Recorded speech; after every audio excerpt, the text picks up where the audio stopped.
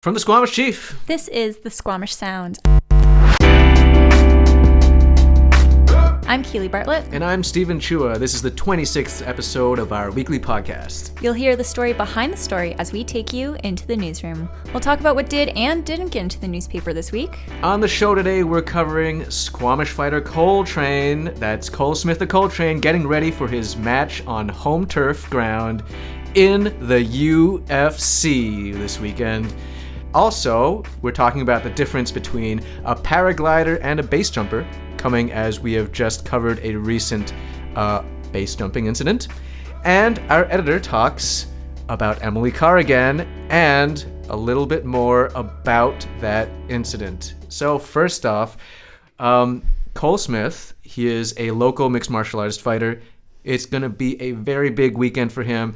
This Saturday, he is going to be competing in the UFC. It's going to be his second UFC match, but it's going to be the first time it's on home turf. He's going to be in Rogers Arena, and we got a chance to talk to Cole a little bit about how he's getting ready, what his plans are, what he's feeling. So let's just hear him out. What do you think about Miles Johns, your opponent? Have you scoped him out, and what do you think of him as an opponent?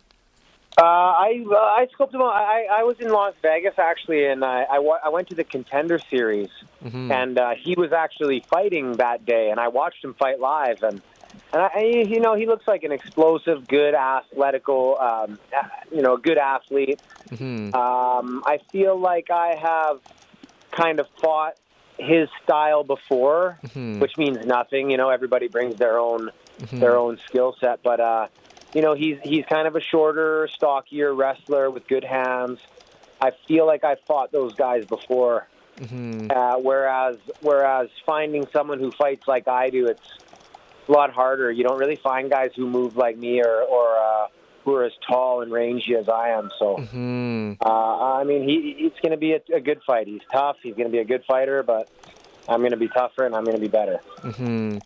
And when you're dealing with that type, like a stockier wrestler, good hands, what kind of approach do you take? Every fight's different, but I like to stay at range. I like to kick a lot. I like to move and just kind of be longer and taller and just keep touching them, bop, bop, bop, bop, move, bop, bop, bop, bop, move. You know what I mean? Not really sitting in the pocket for too long, trading punches. Mostly just kind of keeping him at range, with long front kicks and long kicks. So, for people that don't watch a ton of MMA, there are lots of different styles which you can go for because it encompasses a variety of different fighting techniques. And like very broadly speaking, if you were to boil it down really simply, it would be ground fighting and stand-up fighting. So basically what Smith is saying is that this guy that he's going to be approaching is primarily, he has a wrestling background. So generally speaking, wrestlers are very good on the ground. They can take people down and they can just sit on them for the entire fight and just laugh. So Cole is saying basically the antidote to that is to use his reach, to be able to keep him at a distance and keep on peppering him with hits so that fighter, his opponent, can't get in real close and use his strength, which is wrestling, getting it on the ground. So that's one thing to look for. But at the same time, Cole has also been saying he's no stranger to a ground game now. He has been working on his game in that area. Yeah, I'm evolving like crazy. I just started working with another jiu-jitsu coach, Hayden Francis, and the guy is just unreal. He's really taken my game to the next level. So I'm excited to show some new moves out there. And if there's one aspect to your style that you want to evolve and change and build upon, what would that be? Definitely finishing my chokes from the back. I seem to get a lot of people's back. I seem to always end up on people's backs, but I wasn't quite sure of all the details. When you're on the right side, you can attack with this way. When you're on the left side, you can attack on this side. But with Hayden, he's been showing me all the different variations, and I've just been landing chokes over and over and over again. So that's something I've been really working on. So Cole is going to be fighting September 14th this Saturday at Rogers Arena. The show starts at 5 p.m., so he will likely be fighting within a couple hours of that because he will be one of the opening fighters. So stay tuned, and we will be keeping you in touch with how Cole fights. I'm expecting all 20,000 people from Squamish to be down there cheering for me. I can't thank Squamish enough for all the support they've given me and everything that they've done for me.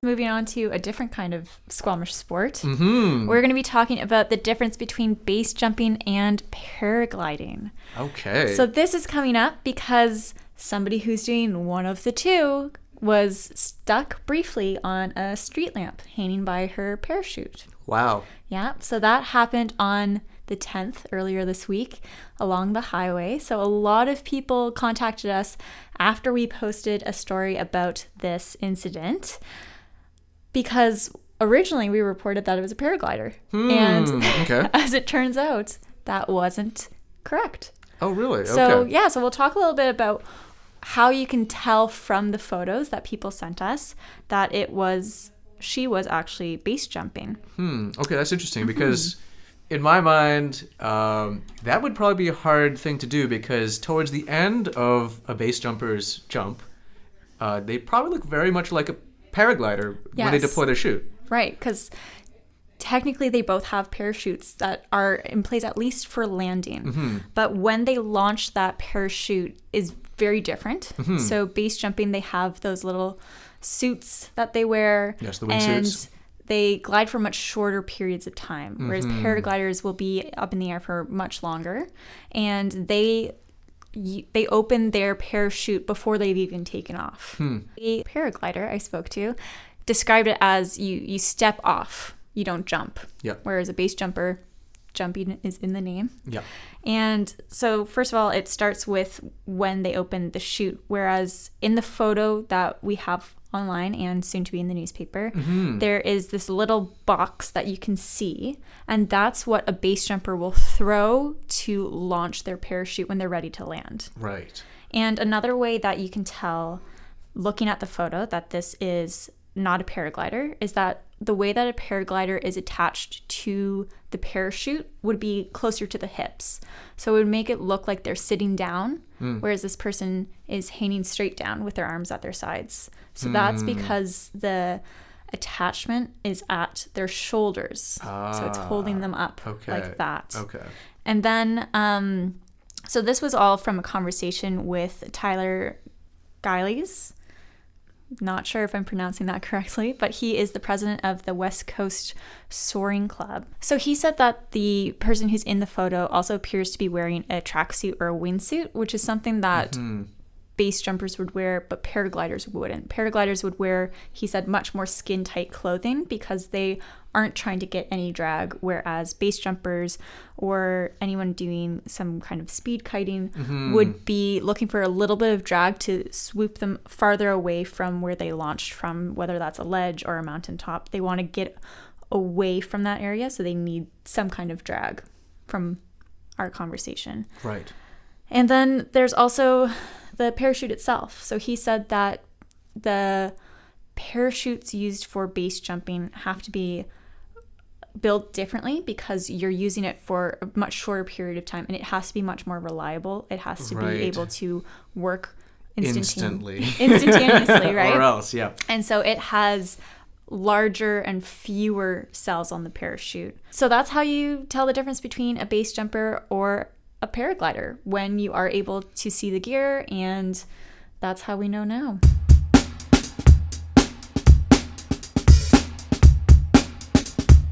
Okay, we're going to our editor's pick, where we bring in our editor, Jennifer Thuncher. She's here to tell us what her thing of the week, or things. I like how this has evolved. She's going to say something. She's going to say words into the microphone, and we will listen. So, Jen, what's going on? Okay, so first an update on what we talked about last week. We were talking about Laurie Carter, the author who is coming to Squamish October 3rd, I believe, to speak about Emily Carr. And we mentioned the story about Emily Carr going up to Lillooet and then ending up needing a cop and having a convict help her to shoot her lame dog. So we wondered out loud at the end of our last podcast why the convict was with the cop. So Lori emailed me and filled me in and said that it was a fellow who was in the drunk tank. Okay. And he was brought along to dig the dog's grave. Oh. And now you know. Jeez, you drink a little too much, you could wind up digging graves for canines. Let this be a lesson to all of you. Yes. That's how they handle justice in Lillooet. No, we're going to get in trouble for that. No, this was a long time ago. This is in the whatever hundreds. Okay. Okay, so on to more serious topic. Right. Yes. So this week we had a situation that I thought it would be worth quickly bringing up for our listening public. Okay. We had a situation where we had someone from the public call us, and several people came in and said a paraglider had been stuck on a lamppost. That was a big one. It was a big one. That exploded all over social media for a while. Yes. Thankfully, the woman, I think maybe was a little embarrassed, but shouldn't be. She just hung there a bit until the fire department brought her down. But what was a bit troubling to me, being as the editor, is that so the public called us and notified us that it was a paraglider. Okay. So we saw the pictures. You and I are not paragliders, for shame. I don't know how we can live here and not do these sports. Yeah. Keili is also not, the reporter who handled the story.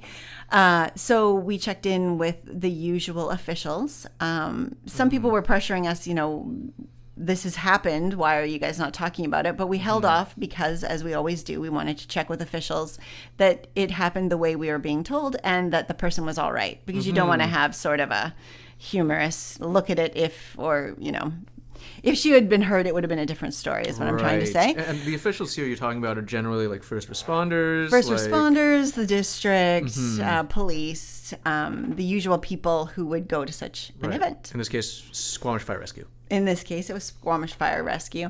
So from my understanding, Keili sent off an email and said this was a paraglider. We looked at the photos. We ensured that, in fact, this incident had happened, that the person was all right, that the person had been brought down. We checked to make sure who was involved of those that you just mentioned, the different first responders. And then we went live with the story. And pretty quickly, we had a couple people say, basically, you guys are idiots. That's not a paraglider. And so that's the part I wanted to address, which is we never claim in media, nobody does, to be absolutely flawless and perfect. We're human beings. We don't do all sports. We don't know. What we do make sure is that the facts of the story that matter, so that this person was in this situation and that we've checked with the appropriate people. We can't always know every single detail. And what we need is what eventually happened, which is someone who does paraglide, who is willing to go on the record, use their name to say, look at, I think what you went over with Keili, look at ABC, and this is what you can look for in the future. So now we know. But I just thought it was worth mentioning that it's more since Trump, really, that people jump all over us as if we just willy-nilly threw up a photo and got something wrong. It's never our intent, but it happens. And if you do see something that you know for sure, 100% is inaccurate, call us up. And the sign of a good paper, say the New York Times or a lot of the community papers or us, is the responsible thing to do is to look into it and adjust. Not to never, ever, ever, ever get a single thing wrong. The Squamish Sound is brought to you by the Squamish Chief. The music for this episode was produced by Stephen Chua, cover photo by Clayton Matthews. Have a story tip? Give us a call at 604-892-9161. Send an email to news@squamishchief.com. You can read these stories and more online at squamishchief.com, the newspaper, and have the news delivered to your door every week.